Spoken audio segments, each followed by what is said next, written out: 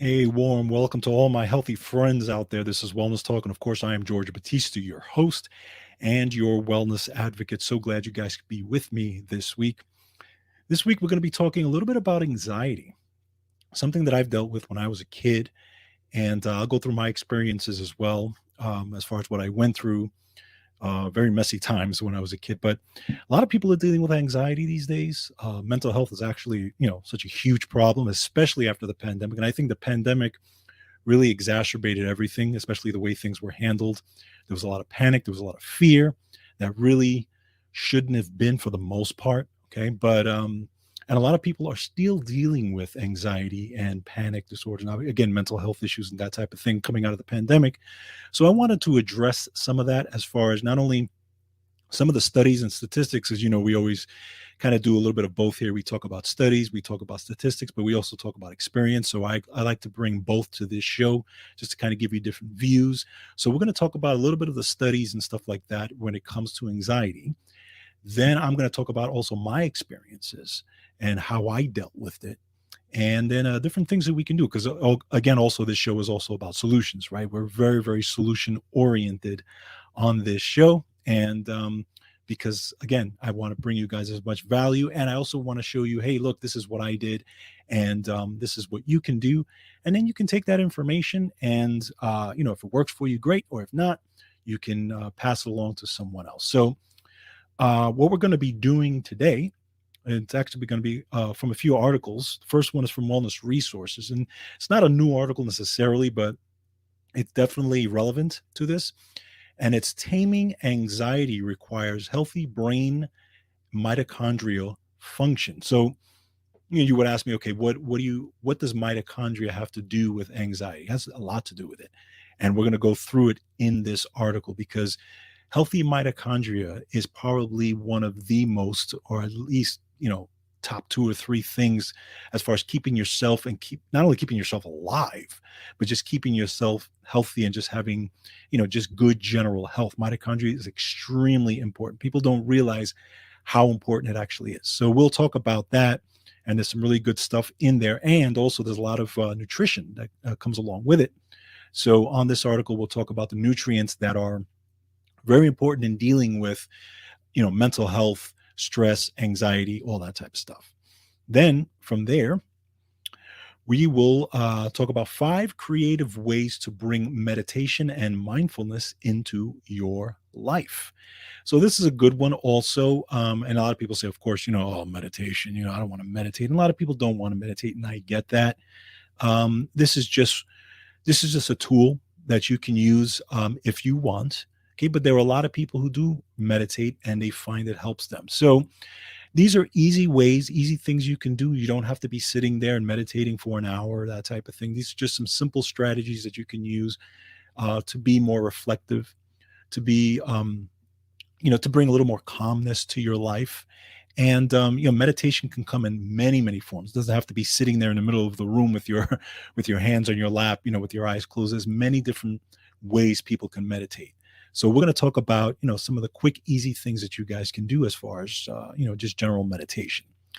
Then from there, we're going to talk about how to use EFT for anxiety. And I've talked about EFT on this show. It's called Emotional Freedom Technique. And this one's by Kat Nichols.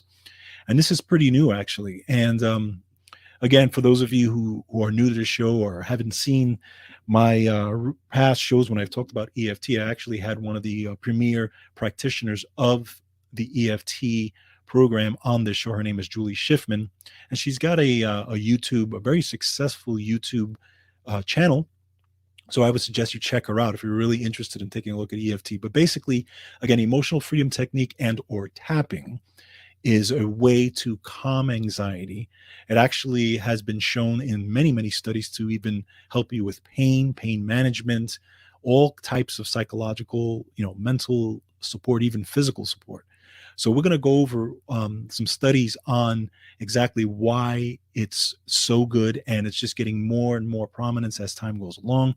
They actually have now, they even have conventions, right? Emotional freedom technique conventions that are out there.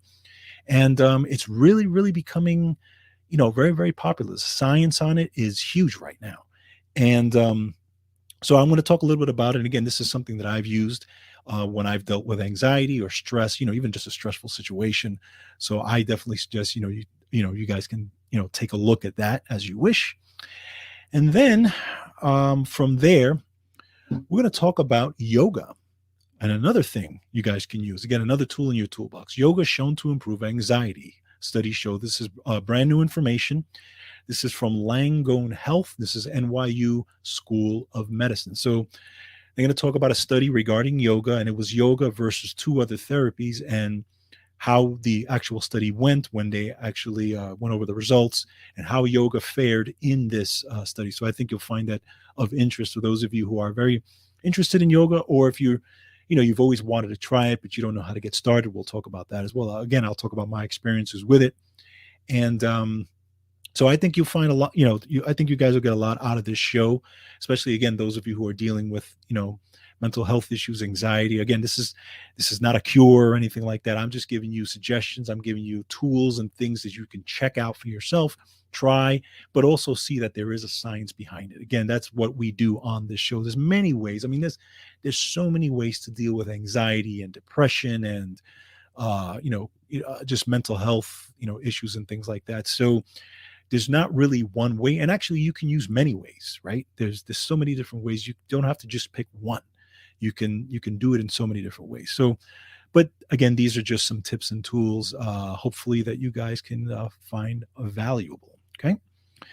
All right. So that's what we got on tap for this week. Of course, go to georgebatista.com because those are all the articles that I cite are always there. You can always get those articles in your email by subscribing to the newsletter. We're also on all the platforms, so make sure you like, share, and subscribe, and check us out on all the platforms. And just follow us as much as you can because, of course, your support helps us out. Those of you who support us regularly, thank you so much. But if you're looking to support us, there is a support the show button at the front of the website. You can click on that and give whatever you like. Again, anything is appreciated. And if not, that's fine. This content is free for you. And, it will remain so as long as I am doing this show, because this show is kind of a labor of love for me. And I really enjoy bringing you this information. I learn a lot of stuff too. When I, sometimes when I'm, doing some research on and stuff like that, I find new things that I got to bring this on the show. I got to show the folks this piece because I think they're going to enjoy this. So it's a therapy, not only for you guys, but for me as well. Okay. So just so you guys know that. All right. So before we go further, I want to talk to you about Wellness Resources. Of course, Wellness Resources is a family-owned and operated nutritional supplement company providing the highest quality, clinically formulated supplements since 1985. Make sure you find out why I use them, and I've been using them for the last 17 years. Great supplements there, and why health-conscious individuals around the world use their supplements. Make sure you go to myvitaminresource.com to check out all the supplements that they have. Again, it's myvitaminresource.com. And if you enter the promo code Counterparts, you will get free shipping on the order. And that's, of course, because we, not only myself, but, you guys know I do the Counterpart show. We set it up that way just so you guys can get some discount. So again, it's myvitaminresource.com for Wellness Resources supplements. All right, guys, let's get started on the articles for the week. So first, this is from Wellness Resources. This is Taming Anxiety Requires Healthy Brain Mitochondria Function. So let's talk a little bit about mental health in general. And there was a study of more than 11 million people that shows that a 60% increase for mental health disorders up to 1 year after having COVID-19. Okay, so this is very recent information. Okay, and again, it also says here the risk for mental health and diagnosis and prescriptions were higher among those hospitalized with COVID-19, but also occurred in people with mild cases. Now, this is not from the Wellness Resources article. This is something that I pulled up just to kind of give you guys some statistics. But it's really bad. And again, we went through such a tough time with the pandemic, right? I mean, there was fear everywhere. Okay. You turned on the news and it was panic. It was fear. And it was by design. Okay. Just so you guys know, because that's what news outlets do. It was by design. And A lot of people were so, they watched it every single day because they wanted to know, oh my God, what was going on? I can't leave the house and all this stuff. And what they did as far as closing schools, closing whatever, closing everything, in my opinion, was a huge mistake. And we're seeing that now. We're paying for it now. The consequences are just astronomical with what's gone on. And, but out of that came a lot of anxiety and fear. And keep in mind that anxiety in and of itself and fear depresses immunity. I've talked about it on this show before, right? It's an immunity depressor. So you will be more susceptible, right? Because you have the fight or flight, you have the cortisol, everything that is being secreted to help you deal with the fear, to help you deal with anxiety, to help you, deal with, as they say, the saber-toothed tiger chasing you around, right? Deal with the stress and the free radicals that are created by stress. But there is a depression of immunity when that happens. So you have to understand that, when we were going through all this, people also, just by design, became more susceptible because there was so much panic and fear at that time. So my first suggestion, and I talked about this during the pandemic when I did interviews, was shut off the TV. Shut off the TV, stop watching this stuff, because it was really only doing more harm than good, in my opinion. So now, there's many different ways to deal with anxiety. Of course, you have the anti-anxiety medications. That's probably the number one thing when you go to the doctor, you go to some kind of therapist, or psychiatrist, right? You got benzodiazepines, all these types of things and if you're on that type of stuff, hey, you do what you need to do for yourselves, okay? But let's talk about what we can do as a society ourselves to tame anxiety and to tame, mental health issues. Now, again, just on a personal note, anxiety was a big problem for me.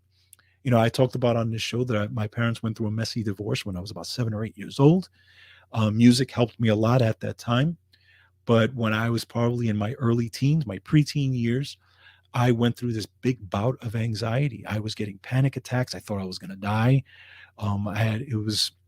It was to the point where sometimes you couldn't leave me alone because I thought that I was going to die right there alone. And, it was crazy. Right. And, anybody who's been through a panic attack, you understand the beating heart, right? You're sweating, you might be shaking, you're trying to catch your breath, this whole type of thing. And it was terrible. I didn't understand what was going on. I didn't know. I just thought there's something wrong with me. And my mother, would do her best to try to help me out, but it was not easy.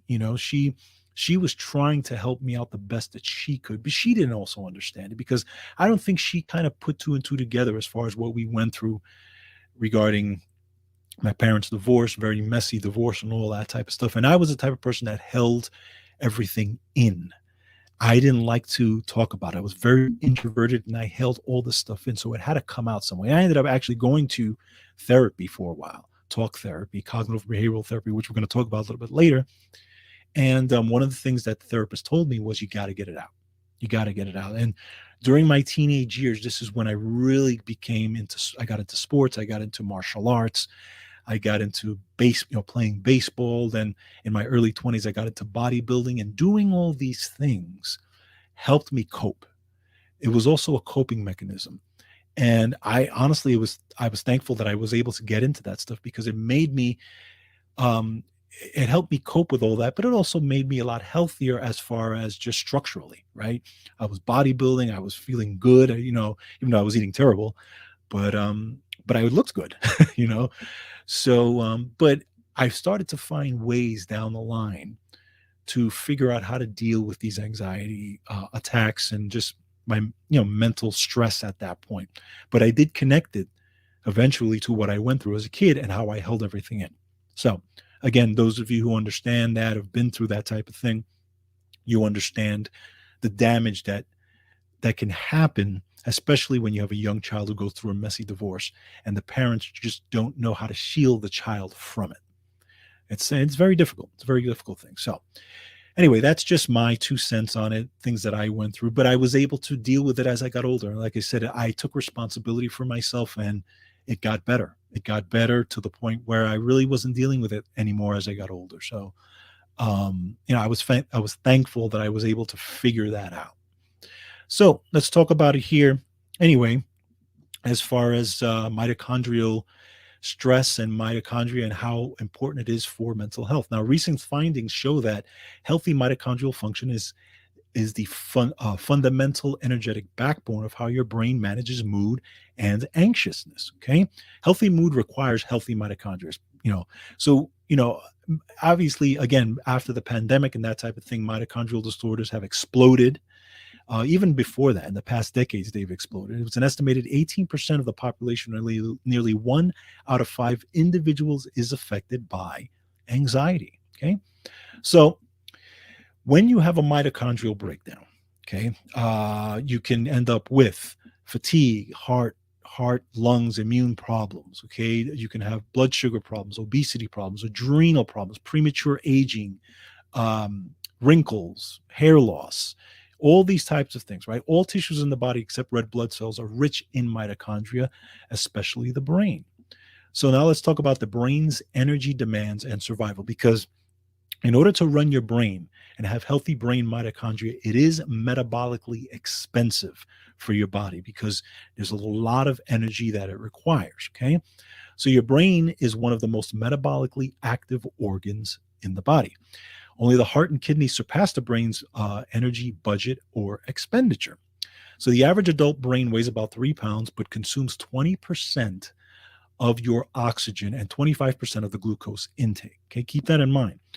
Within your brain's nerve tissues, mitochondria use oxygen and glucose to perform cellular respiration, which produces ATP that energizes cells for their own function. Okay, so now you have your brain that actually produces ATP. Very important in this. Okay, so healthy, energized mitochondria producing ATP are essential. Keep in mind, they're essential for neurotransmitter production, for stress tolerance, and for numerous nerve cell reactions. Now, let's talk about energy as a currency for the brain and body. So, energy, or every single response or stressor, real or perceived, that your brain attends to, is involved with energy currency or ATP, and triggers a mitochondrial response. All of the signals that your brain sends out to the rest of the body via your nervous system depend on the energy currency of ATP produced by mitochondria. So remember that. Keep that in mind. All these signals, because you have, especially in the gut brain, right? You know that when you're stressed, you tend to have a lot of gut problems. A lot of people have gut problems. They have digestive issues when they're stressed. Well, there's that gut brain connection, right? A lot of stuff going on. Well, there's mitochondria that is intimately involved in making sure those signals go back and forth, not only to your gut, but to your entire body. But mitochondria is intimately involved in that. Now, your brain needs healthy mitochondria for a positive, stress tolerant mood, making it essential for health and well-being. Now, breakdown in the brain mitochondria opens the door for concerns like an anxious mood and premature aging, right? So you think about it, there are people in this world who, um, I would say, they look older than they do, because they were people that went through a lot of anxiety, a lot of stress in their life. And stress actually makes them look older. You will see it in their hair, their skin, their nails. You will see how much older they look. And keep in mind that not only are you older on the outside, but you are older cellularly on the inside. So, there's two different types of aging, right? You have cellular stress or cellular aging, and then you have your regular biological aging. You have your aging in terms of how you look, and aging in terms of your cells and how fast they age, and they can be different. They will not exactly be the same. Keep that in mind. So, under the bombardment of chronic stress, right? Okay, physical, chemical, and emotional stress that we all go through, mitochondria change in structure and function because they need to accommodate the burden of the stress that you're putting it under. And again, it's physical, chemical, and emotional stress. So what happens What's involved in the stress response. Of course, we have cortisol. We talked about that before. So we have today's modern stress demands. Cortisol levels may be too high and or maybe too low. And this can be a problem because this can wreak havoc on your system. This can actually lead to the formation of what's called ROS, or reactive oxygen species, and especially in your brain, which influences mitochondrial function and actually can decrease mitochondrial function. Okay. And just cause more cellular stress. So cortisol levels constantly either being elevated or too little. There has to be a balance. There has to be a balance. Your body was designed to handle spurts of stress, but not ongoing, not constant. Okay. Your body can handle the stress at one point, but then eventually should ideally settle down. But in today's society, of course, we're stressed constantly. We're stressed 24/7 with all the things hitting us, with all the physical, chemical, and emotional stress hitting us. Of course, we're filled with tons of anxiety, right? So children can give you anxiety. I'm learning that big time. I got a teenager who fills me with anxiety constantly. And it's more because you're worried about your kid, right? You're really you're worried about, my child is getting older, they're going to college, they're going to be on their own soon. Will they be able to handle it? Will what I've taught them help them? That type of thing. Next, we also have estrogen, right? Estrogen and hormone transitions strongly affect mitochondrial function. And keep in mind that estrogen controls mitochondria biogenesis, or basically the formation of new mitochondria. This is one important thing, Kel. Okay, so this also sheds new light into why estrogen levels that are out of whack, especially for women, dealing with hormonal shifts, menstrual cycle, pregnancy, menopause, those types of things, right? Estrogen levels can be way out of whack with that. Well, that estrogen levels, mitochondria, and those issues all kind of play a role together. Okay. Unfortunately, women going through these types of things, a lot of times they're tired, a lot of times they can go through some kind of kind of ups and downs when in terms of mood, especially during pregnancy and that type of thing. I mean, think of what women are dealing with, just what their bodies are putting them through. It's incredible what women deal with. But another thing, sedentary lifestyle stalls out energy production. Okay, so consumption of high calorie foods, not exercising, all this types of thing can also wreak havoc on your mitochondria, and again, obviously result in the loss of ATP production, that type of thing. So, what can we do to take the responsibility back and get ourselves back to dealing with the stress, dealing with the anxiety? Okay, let's look at some of the things that can help. Okay, the first one, exercise. That's number one. Exercise turns on mitochondria and stabilizes brain stress. I know you don't like to hear it. I know it doesn't sound sexy, but at the end of the day, it is what it is. Exercise will help you with this. Exercise is essential to the electrical activity of mitochondria. It helps mitochondrial polarize or reboot ATP production, which helps to balance out the oxidative stress and the reactive oxygen species production. Because remember, right, it's a stress on you, right? It's a physical stress that you're putting on yourself, right? So your body reacts to it, cortisol is released, all these types of things. But once you're done, it brings you back down to baseline. And then you're able to handle things a little bit better because now you're conditioning your brain and your body to be able to handle stress better, to be able to sleep better. All these things, they're all combined, okay? So keep that in mind. Now, your body needs also balance with physical activity and caloric intake, extremely important. So, things like, if you can do higher activity when it comes to, for example, HIIT training, high intensity interval training, helps rapidly boost your energy production, helps to support mood, and helps anxiety and depression. They've showed in many, many studies. Strength training boosts mitochondrial function as well. Okay. Because again, you're getting out. And this is what I found, right? When I was younger and I was dealing with the anxiety, I went into bodybuilding, I went into martial arts. These things helped me so much. as far as taming all that anxiety because I was able to get it out. Okay. So if you're a person that is dealing with it and you are, you were like me. Let's say you kept everything in, you got to get it out somehow. Even if you put a heavy bag in your house and you just punch it, you got to get it out somehow. It really, really helps you if you can do that. Let's take a look at nutrition now. Dietary and antioxidants that can help you as well. Antioxidants are needed, obviously, to quench free radicals, right? Again, free radicals are produced every single day, but free radicals, again, can damage your mitochondrial structure and function, okay? So things like Ayurvedic herbs like Bacopa, Bacopa, that's Bacopa monnieri is great. Acetyl L-carnitine is great. Bacopa has been used for thousands of years for brain health. Acetyl L-carnitine helps neurotransmitter function and nerve repair in the brain, something you can use. It helps mitochondria with burning fatty acids, which is necessary for, again, the production of ATP.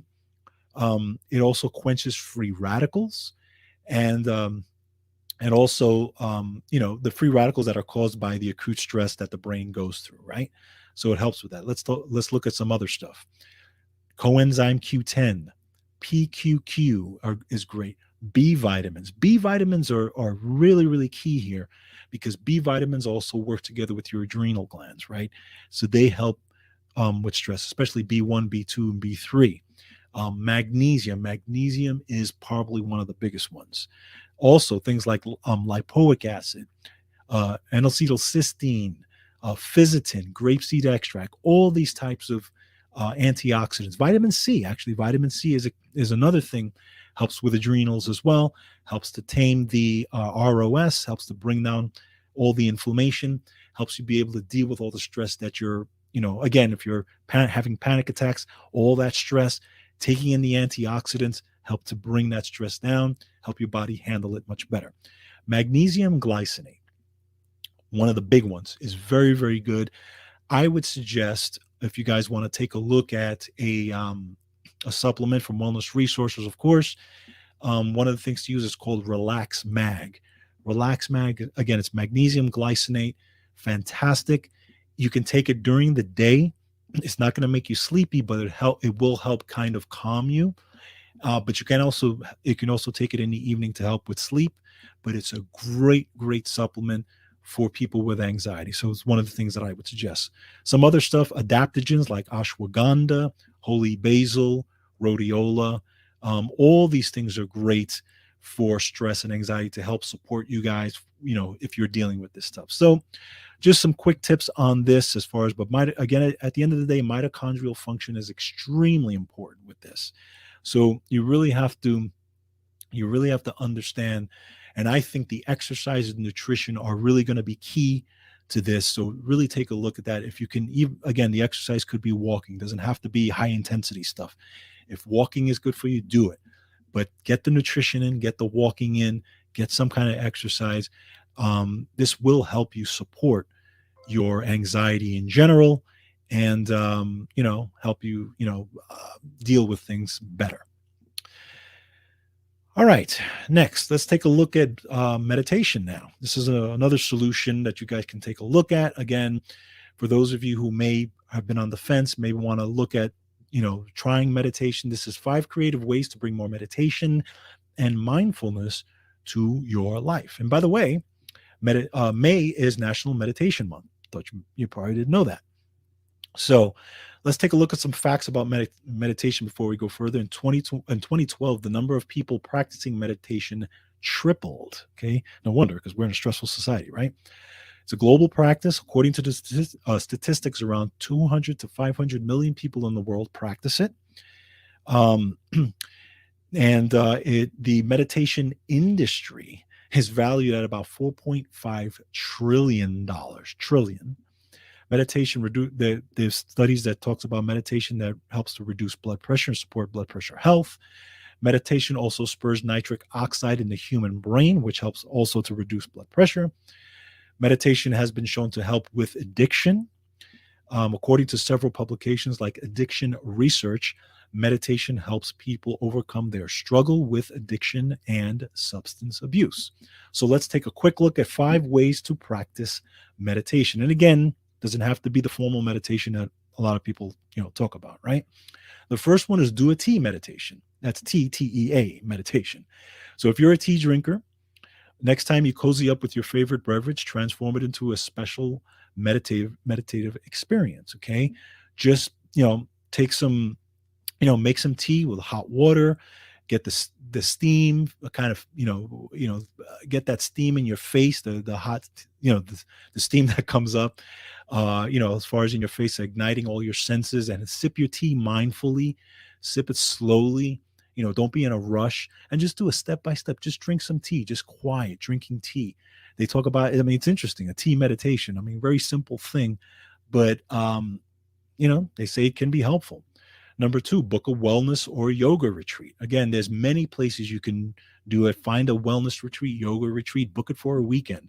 Take someone with you, take a spouse with you, take one of your kids with you, take a friend, especially a friend, ideally a friend who's calm, but take a friend with you, and just, pamper yourself, massage and yoga and meditation, learn how to meditate. A lot of these retreats do classes on meditation. This way you guys can learn it. So check that out. Number 3, go on a walking meditation outside. Very simple way to meditate. Doesn't have to be, again, sitting down. Go into the forest. If you have a forest by you. If you're in the city, walk in the city, or try to find a quiet street and just walk down and just notice everything.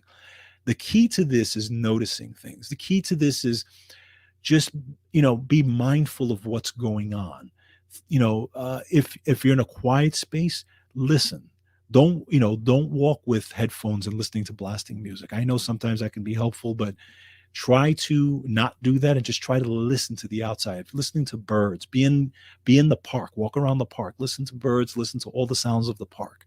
That's very meditative. It can actually help calm stress down. I've done that many, many times. Number 4, bring visualization into your practice. So again, this is where you can sit down and just visualize things. Visualize, guided imagery is very, very popular. Okay. And just, close your eyes and just, try to imagine different things. Okay. And I know it's very, very difficult to calm the mind. Believe me, I get that. But, imagine where you want to be. Imagine things you want to do. Imagine things that you've done that help, that calm you down. It could be hanging out with your son or daughter and you had a great time, hanging out with your spouse, doing something that was a lot of fun. Maybe you were on a boat, maybe you were on a cruise, and you were just so relaxed. Maybe you were on a beach somewhere. All these types of things, just use guided imagery to bring you to that place. And, again, calm yourself down. And number 5, 5-finger breathing. So this is very interesting. And again, adults and kids can use this. Simply hold up your hands and trace each finger, breathing in as you trace up and breathing out as you trace down. Okay. This relaxing breathing technique is especially helpful for slowing down and being in the moment. So think about that. Just 5-finger breathing. Breathe up and breathe down as you're tracing your finger. How simple is that? You can do that. If you don't want to do that in front of people, obviously, do it by yourself. Do it in the bathroom. But again, just 5 simple things you can do to help, that can be meditative, but that may not necessarily look like meditation, right? Check it out. Try them, see if it works for you. I think, it's good stuff to take a look at. All right, next, how to use EFT for anxiety. So again, EFT is called Emotional Freedom Technique. And it's something that I've used, and let me tell you, it's powerful. It's powerful, when you use it. Especially, you can use it every single day, but especially when you're dealing with some kind of anxiety or some kind of stressful situation. So I want to play a quick clip because, again, I had Julie Schiffman on my show last year. We talked about EFT. She's one of the leading EFT practitioners. And she actually talks about exactly what EFT is, for those of you who don't know, and what's a little bit of the science behind it, why it's so powerful. It's a very quick clip. It's about a minute or so, a little over a minute. So just check out what she says here. It's very, very interesting. Now, explain to our listeners and viewers as well, like the best that you can, like what is the science behind tapping on these certain points? Absolutely. So, right, for anybody who's new to this, they're like, what are you talking about? Yeah. Why would I tap on my face? As I said, I mean, people would look at me like I had three heads, but they were willing to try anything when it got to this point. So, tapping, also known as EFT, Emotional Freedom Technique, is an amazing stress management tool that anyone can use at any time. As we said, it's simple, effective, quick. And it's a combination of ancient Chinese acupressure and modern psychology. I mean, that's really the best way to describe it. And it actually physically works to alter your brain, your energy system, and your body all at the same time. And the practice, consists, it really does just look like this, Right. Very gentle tapping. We don't want to hurt ourselves. It's very gentle with our fingertips on specific, what we call meridians. And meridians are just energy pathways in the body, right? They connect our organs and our glands and our systems. And so you tap on these points while talking through, there are statements and words that we use while we talk through pain or problems or emotions or anxiety or depression or anything else. And this process can help not only to relieve the physical symptoms, but the emotions as well. And that's the key to this, because you would think that it helps you with emotional symptoms, and it does, but it also helps you with physical symptoms. And that's what's interesting to me, because now, again, obviously there is a brain body connection, right? So dealing with pain, there is also a mindfulness in dealing with pain, right? We know that.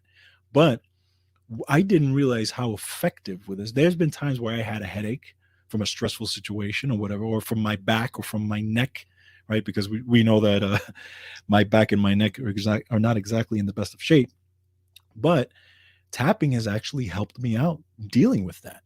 So again, in EFT, you're tapping on these points, which are actually, again, called meridian points, that are used in acupuncture or acupressure as well. But you're tapping on these things while also talking about what it is that you're dealing with. Now, it may look ridiculous, may sound ridiculous, but let me tell you, don't knock it till you try it, because it works extremely well. I found it works extremely well. Now, there is a duration thing to it. In other words, how long you do it also makes a difference. Some people can do it for a couple of minutes and it works fine. Other people have to do it for 10 minutes. So everybody's different depending on what they're dealing with. But I would check it out. I mean, it's really, really effective. And I have found it as one of the most effective things as far as just, as far as dealing with an emotional response to a stressful situation. And in fact, it was a 2016 study that it compared the effectiveness of EFT to standard care options for anxiety, and found that those who used EFT showed a significant decrease in their anxiety scores. Also, a 2016 study from Harvard revealed that EFT produces positive changes in the expression of genes associated with stress, so that the body is better equipped to handle future stress, as well as addressing the existing stress. Okay, so there is science behind it. There's many videos on YouTube. There's a conference. they do a tapping or an EFT conference now. Many doctors are on board with this. Dr. Joseph Mercola, for those of you who like to check him out, he is one of the big proponents of this. And Julie Schiffman actually used to work with him, and that's how she kind of started through this whole EFT process. And let me tell you, again, it's great. So check out tapping, check out EFT. There's many videos on it. Check out Julie Schiffman's channel on YouTube. She goes through it almost. I think she has one every single day, and she has one to support you in pretty much every situation. So check it out and tap along with her and just try it. Again, you don't have to do it in front of people if you feel embarrassed, or if it's not something that you feel good about doing in front of people. But do it by yourself. Try it. That's the way you find these things out and see if they work. And that's exactly how I found it out. I tried it. I saw Julie Schiffman's videos and I started trying it in those types of situations, and it worked very, very well for me. And it's a tool that I keep in my toolbox. That's the key, right? And that's what we try to bring you, tools for the toolbox at the end of the day. You can pull it out and use it whenever you need to, right? All right, so that's EFT. And finally, we're going to talk about yoga and how yoga is shown to improve anxiety. And the study shows, and again, this is from the New York University School of Medicine. So they did a study here about yoga, and this was published in the August 12th JAMA of Psychiatry. And this was 226 men and women with generalized anxiety disorder. They were randomly assigned to 3 groups, either CBT, which is cognitive behavioral therapy or talk therapy, Kundalini yoga, which is a type of yoga, or stress management education, standardized control technique. Now, this is what they found. After 3 months, both the CBT and yoga were found to be significantly more effective for anxiety than stress management. Specifically, 54% of those who practiced yoga met response criteria for meaningfully improved symptoms compared to 33% in the stress education group. Of those treated with CBT, 71% met these symptom improvement criteria. Now, they do say that after 6 months of follow-up, they found that the CBT was probably the longest lasting. It lasted longer than all the other therapies, which would make sense. Talk therapy makes sense. Probably people would be more adherent to talk therapy than they would yoga.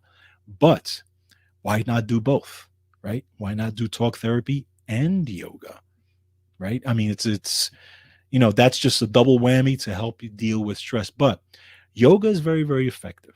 Again, I did yoga a lot in my 20s and even in my 30s. I used to go to yoga classes. I was very interested in yoga. Again, this was another tool for me to see not only if I could deal with stress, but I also like the whole philosophy behind yoga. It's just a fantastic philosophy. I'm into ancient philosophies like that. But I wanted to try it. And what I loved about it is the feeling afterwards. You are so relaxed, and that relaxation lasts for literally the whole day. At least it did for me. It lasted the whole day. You literally feel like your muscles just so loose. Your brain is so calm. And again, I talked about this on the show previous. It's almost like you get that runner's high for those of you who are runners and understand that. Yoga is another thing to use. Great thing to use. The studies on yoga have been, there's thousands. I mean, come on, yoga has been used for thousands and thousands of years, right? And obviously there's many, many different forms of yoga. So you got to find the one that is best for you. But it is super, super effective for dealing with anxiety, dealing with stress. And to me, it's great. And I don't do it as much now, but I still do it every now and then. My wife also did it for years, and she found the same thing. So I would check out yoga if you can. Again, start with videos. If that's the case, go to YouTube. There's thousands of YouTube videos that'll show you very simple yoga techniques, 10 minutes, 15 minutes. Eventually you can get to 30 minutes or even an hour. But there's many, many different forms of yoga. Take a class, try a class out, see if it's for you. It can get addictive. I'm going to tell you that it can get addictive. And again, I know it's not for everybody, but it can be for anybody. So again, and also the physical effects of yoga are also extremely good, because you maintain lean muscle when you're doing that. You also maintain extreme flexibility, which is key to longevity. Muscle mass and flexibility are absolute keys to longevity. So if you want to live a longer life, check out those two things: muscle mass and flexibility. If you can keep those two things, you're on your way to living a longer life, amongst all the other stuff that we do, of course. But yoga is fantastic. And again, brand new information on it showing that yoga is still to this day an effective way to deal with anxiety. So check it out. All right, guys. So hope you got a lot out of it. Again, anxiety, stress, depression, mental issues are a huge problem, especially coming out of the pandemic. But there are ways that you can take responsibility and deal with it, just like I did when I was younger. And I didn't know anything about anything when I was younger. But check it out. check these things out. Try any of these things and see what works for you. That is the essence of this show, to try it, see what works for you, and whatever you can use, great, take it and then pass it along. See if you can get friends and family to do it, especially those folks that are dealing with all kinds of anxiety issues. Obviously, if you're on some kind of anxiety medications, that's fine. You can do these things while you're on anxiety medications, but keep in mind that if maybe you can work with your doctor, maybe you can eventually lower the dose of some of these medications because things are just getting better for you, right? Circumstances get better. So just some things to think about in terms of anxiety, in terms of stress. We're all going through it. We all deal with it, but we can do things ourselves, and we don't have to depend on other entities to do it for us. Okay. That's my message for this show. All right, guys, thank you so much for joining me today. Hope you guys are doing great. Hope you guys are having a fantastic week, a fantastic weekend. Make sure you take care of yourselves. Make sure you take care of each other. Make sure you go to georgebatista.com, check out all the stuff. And as always, don't forget, control your health. Take care.